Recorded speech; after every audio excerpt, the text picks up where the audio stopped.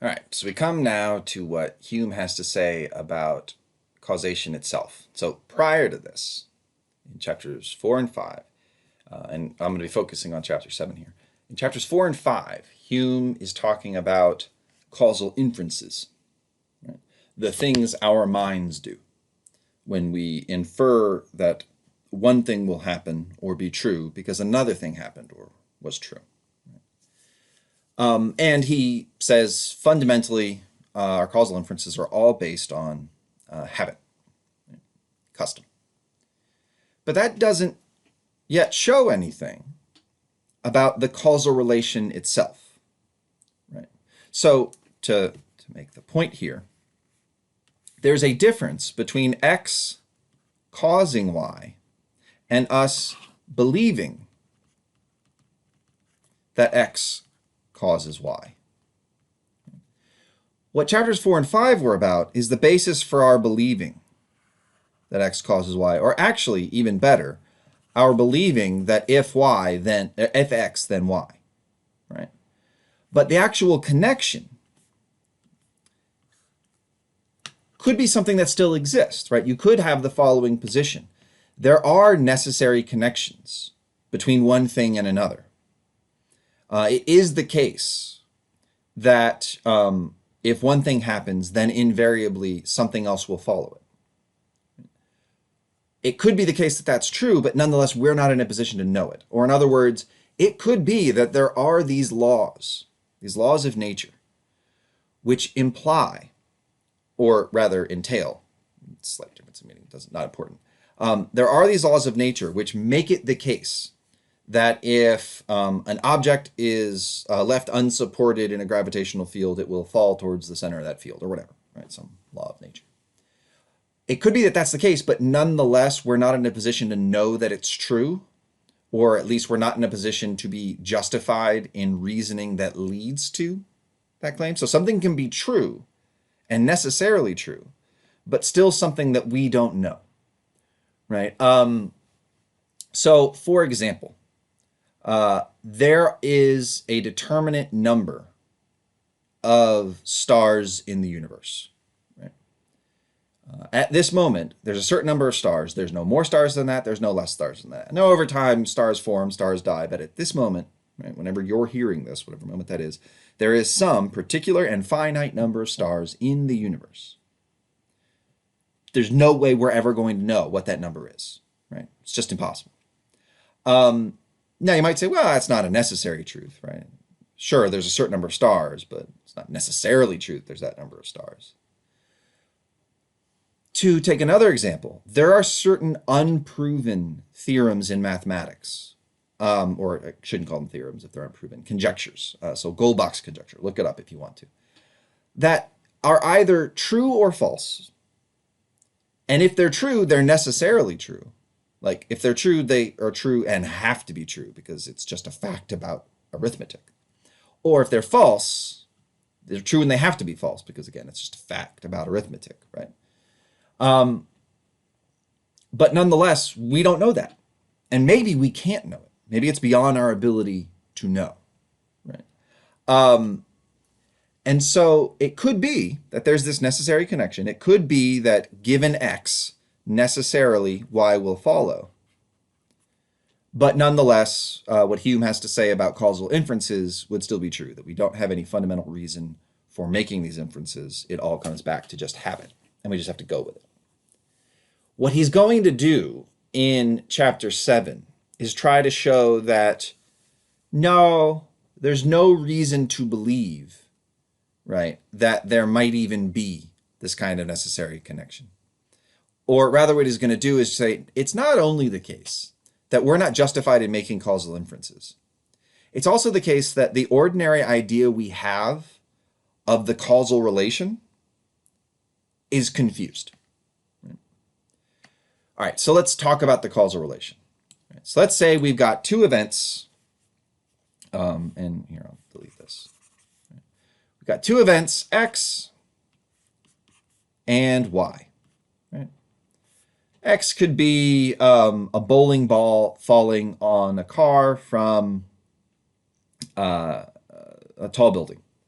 And why is the roof of the car crumpling? Right? You might say, well, the bowling ball hitting it is what made the roof crumple.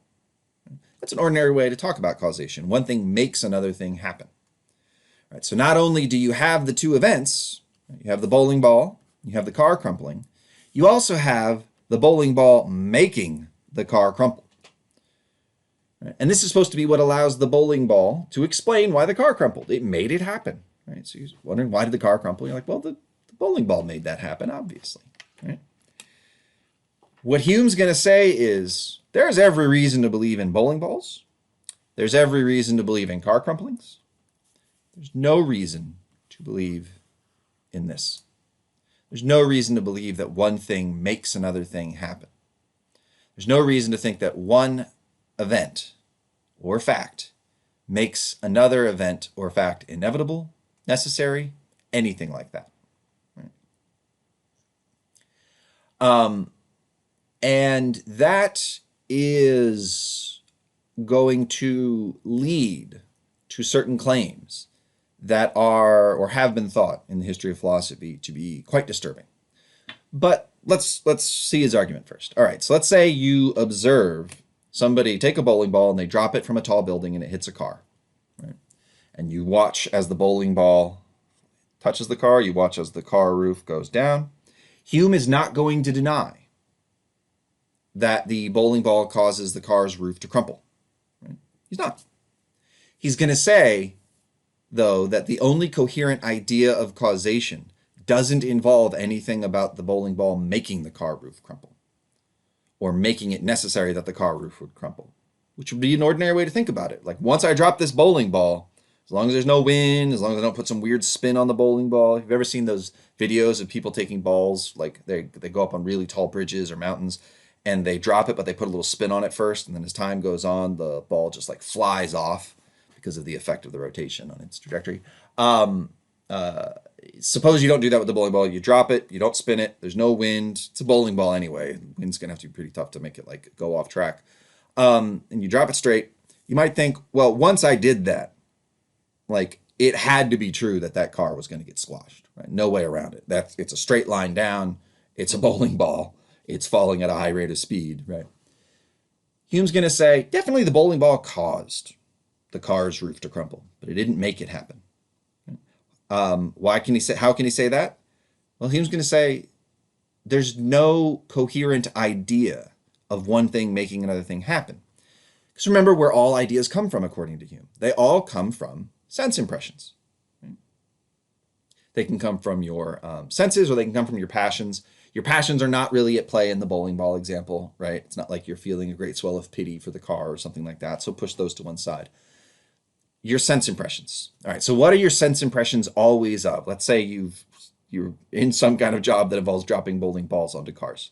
Right, you're in the pictures, right? You make films, and all your films involve a bowling ball dropping on a car. The way all Tarantino films involve women's feet, because Tarantino's a weirdo.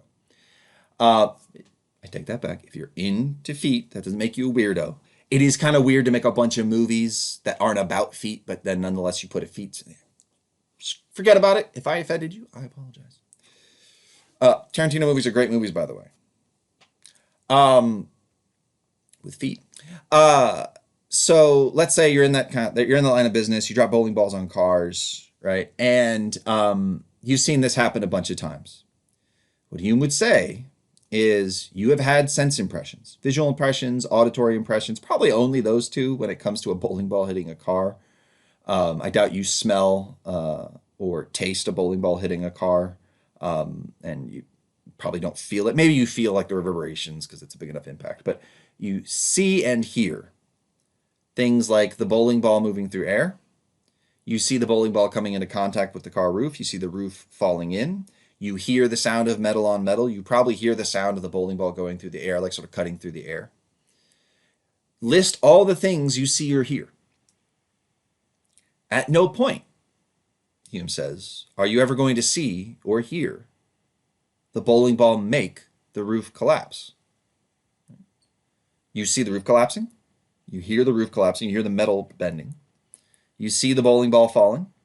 You see the bowling ball make contact. You hear the bowling ball make contact. Maybe you hear the bowling ball falling.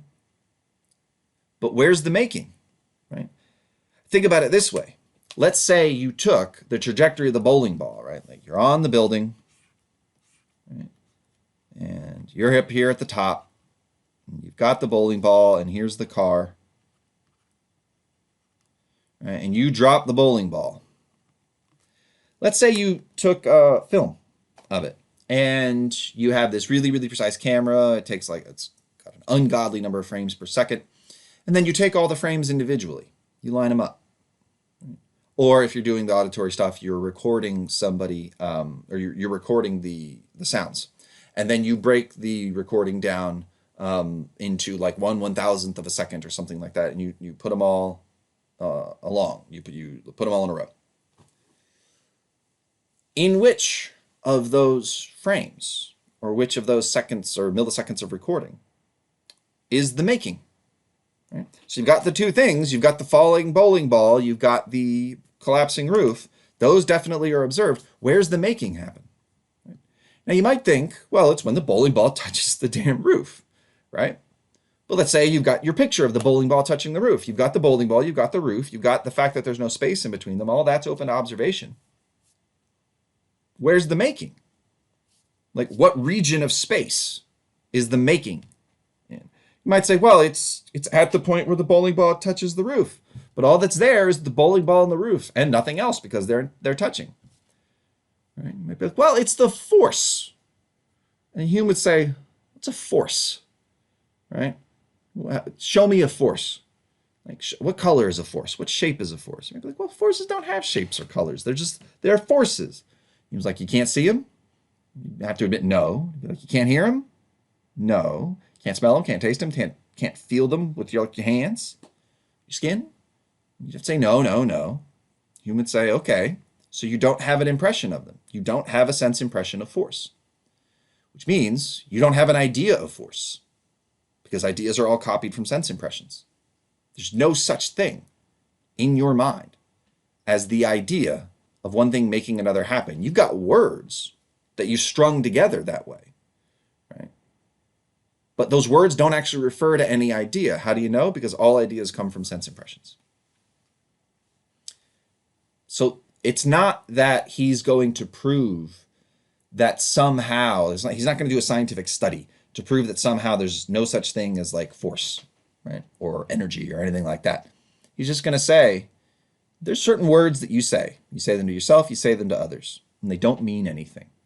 You know they don't mean anything because you can't identify an idea that they stand for, right? These words don't refer to an idea, the way that the word tiger does refer to an idea. The word tiger refers to some kind of abstract idea, which you've gotten from seeing a bunch of tigers. Tiger King just got done being popular, so maybe you all just saw a bunch of tigers. And your mind created a sort of abstract idea of tigers. You got the idea. Makes sense. You know you have the idea because you can point to the impressions from which the idea came. You can't do that with the idea of force. You can't do that with the idea of one thing making another thing happen. So what's going on? Where did this idea come from? Well, Hume thinks it comes from a confusion. Hume thinks the following thing is what's going on. The object falling, maybe you've never seen a bowling ball actually fall in a car, but you've seen a bunch of things of the same basic kind. You've seen things falling and hitting stuff that they fall on. And you've seen roughly the same basic thing happening. You've seen it happen over and over and over again. So let's broaden out what X is. Say X is not any longer just a falling bowling ball. X is a falling object. And Y is no longer a roof on a car crumpling. Y is now, let's say, change of shape of the object below the falling object. That you've seen a bunch of times. You've seen it over and over and over again. And every time you've seen the falling object, you've seen the change of shape follow it. It's what Hume calls a constant conjunction.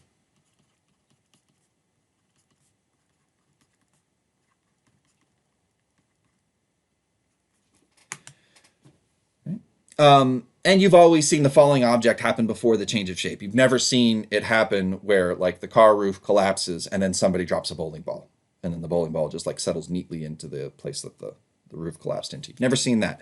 X happens before Y, and every time X happens, Y happens. Right? So you have really two things. You have temporal priority. One thing happens before the other. You have constant conjunction.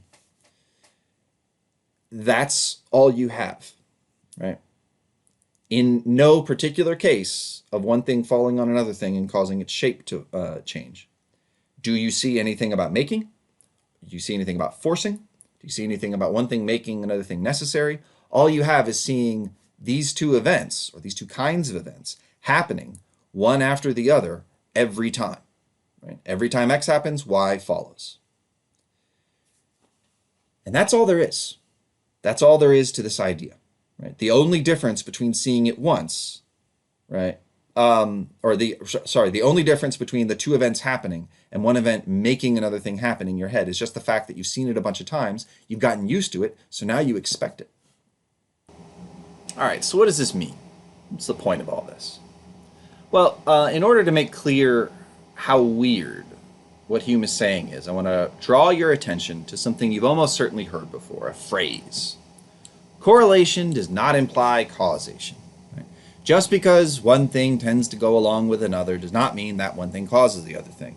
And to give you some examples, right, there's this lovely website, Spurious Correlations, by some guy named Tyler Vigin.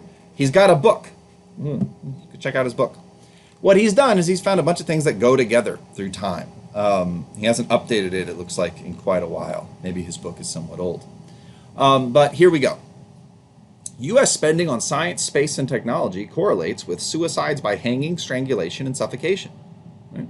As you can see, the red and the black lines, they go together. As one goes up, the other goes up. So you might think, well, what if they cause each other? What if suicides by hanging causes increases in U.S. spending on science, or vice versa? The idea being that's obviously a mistake, right? Those don't have anything to do with each other. Number of people who drown by falling into a pool correlates with number of films that Nicolas Cage has appeared in. I gotta say this one's a little weaker than the one before. 2006, good year for Nicolas Cage. Appeared in 3 films, but no more people drowned by falling into a pool than, the year previous where he only did 2. Per capita cheese consumption correlates with number of people who died by becoming tangled in their bed sheets. What a way to go. What a terrible way to explain to someone else that you died. Also, look at how many people there are. Bed sheet tanglings. 800 deaths. Close to 800 deaths in the year 2009. It's a tragedy, and it's an epidemic. As you can see, it's going up. Like, what's happening to our sheets? Right? In 9 short years, we had an increase of almost 500 sheet deaths. I have to say, I don't think this is right. I don't think it's true. Or if it's true, it's due to some like weird artifact of changing the way we count how many people die that way. Divorce rate in Michigan correlates with per capita consumption of margarine. Good job, people in Michigan and everybody else, for eating less margarine. Age of Miss America, murders by steam, hot vapors, and hot objects. Okay. Also, again, Miss America got like marginally older and more people didn't die in 2009, so it's not great. But here's the point. Lots of things can be correlated with lots of other things. And we've all hopefully absorbed the idea. Just because 2 things go together over time doesn't mean one thing causes another. Right? In order to see how bizarre what Hume is saying is he saying like, well, there's nothing else but the correlation. Now the correlation has to be constant, he thinks. And those 2 things aren't constant. The 2 variables in all those examples weren't quite constant. It's not like when one went up, the other always went up. I pointed that out a couple times. But according to Hume, if 2 things are correlated that way, if an increase in one variable goes along with an increase in another variable all the time, constantly, across a wide range of circumstances and observations and things like that, then the only thing that's missing, he thinks, to make it a case of genuine causation is our expectation. The same thing that underwrote induction, right? The reason why we come to the inductive conclusions we do is we have this expectation based on habit that things will be similar to the past, right? And if we're going to say that, for example, the age of Miss America isn't causing death by hot vapors, or to use a better example, the margarine and the divorce one. If we're going to say that per capita consumption of margarine isn't causing the divorce rate in Maine, Hume says, it's just because we don't have an expectation, right, that will happen, because they're constantly correlated, right?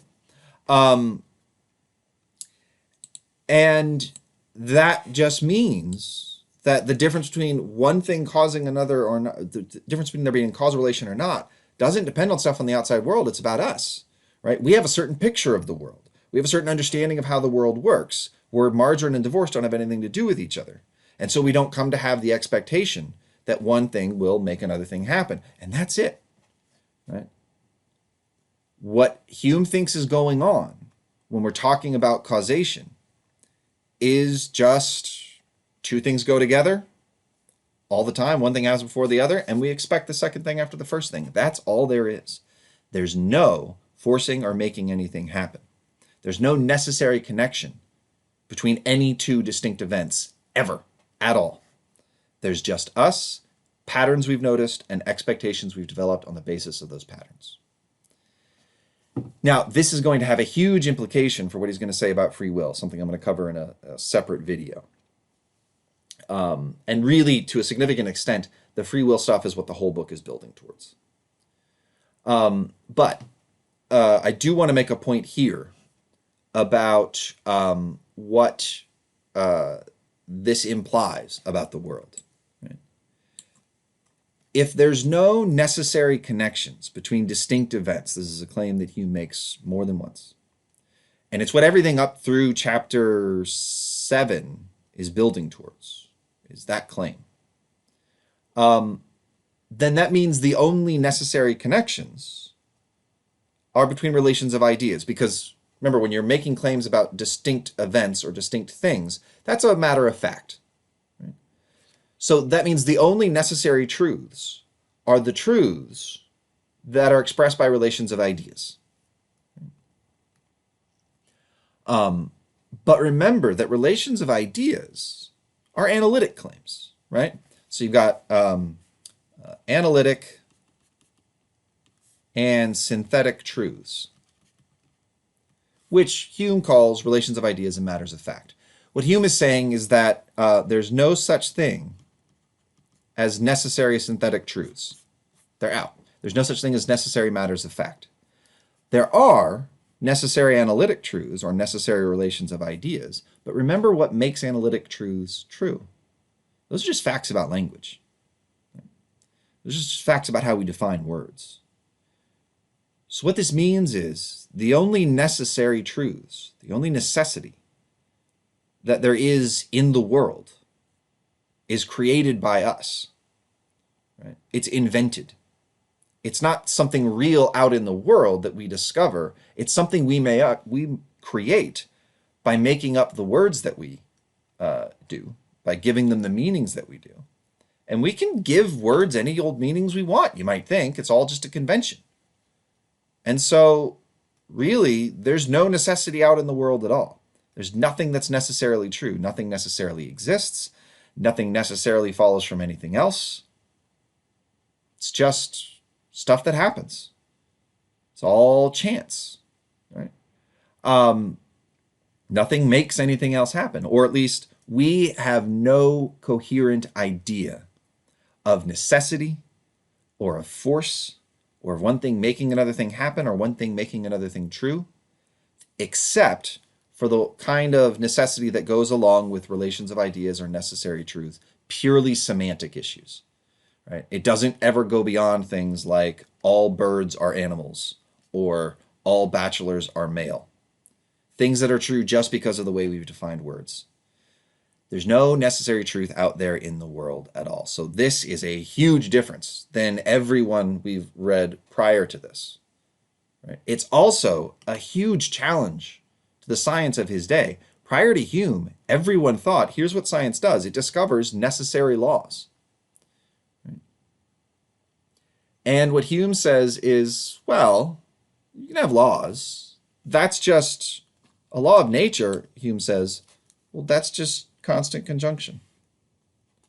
That's just you noticing that one thing always gets followed by another. That's all. And the fact that we've decided to treat that as something that you can rely on, right? Whereas we don't treat this kind of stuff as stuff you can rely on. We've decided this kind of stuff, these kinds of correlations, per capita cheese consumption and number of people who died by being tangled in their bed sheets. We've decided those things don't have anything to do with each other. We've decided that because that's just not the picture we have of the world. Right? But we've decided that things like mass and energy are related somehow. Right? But that's it. It's all just stuff we've decided. It's all just stuff that's customary. It's all just habit. It's all just stuff we're projecting. It's not stuff we discover about the world. And imagine what this would do to someone who had a view of the world, well, even a view of the world now. I mean, I think if you're really understanding this, you should be kind of freaked out by this. Like, imagine what you would say to someone who believes in astrology, right? And they say, look, Mars is in retrogression. That means you're likely to have a business failure. I mean, I don't know if that's something people who believe in astrology say, but your initial reaction to that, if you don't believe in astrology, would be to say, what the planets are doing has nothing to do with your business, right? There's no connection between those things. One thing doesn't make the other thing happen. And then Hume would stop in and say, that's true. The planets don't make your business fail.